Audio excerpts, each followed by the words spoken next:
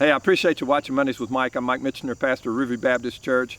Yesterday I talked about how great athletes, great coaches, great teams know that there's this long, boring process that you've got to be committed to. You got to be committed to doing the day in, day out, daily grind, the non-glamorous stuff to be great in the great moments. So you hear them talk about all the time, trust the process. That's what they're referring to.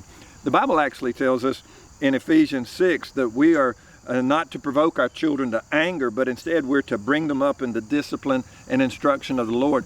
Basically what it's saying is you need to trust the process that I've prescribed to you in how you raise your children. That word instruction of the Lord is the word for nourishment. You got to give your kids the daily nourishment that they need to bring them up in the Lord. The word discipline is that word nourishment, and then instruct them in the Word.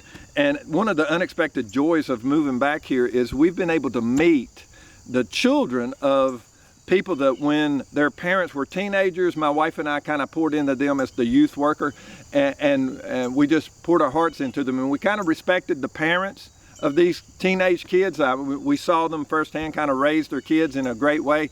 And now those parents are grandparents, and those teenagers are now in their 40s and they're parents, and we've been able to meet a number of children, you know, from these teenage kids that we poured into years ago, that their parents were pouring into, that their parents trusted the process, and now they're grandparents and they're seeing the same process continued in their grandchildren. And to meet these grandchildren and to see that they're such a great reflection of their moms and their dads and their grandparents, it's a reminder.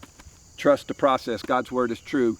Train up a child in the way they'll go, they'll not depart from it. And wherever you are, whether you've got children or not, trust the daily grind. Do what you got to do today to become a better Christian so that God can use you in His process. Never forget, never ever forget, you're greatly loved.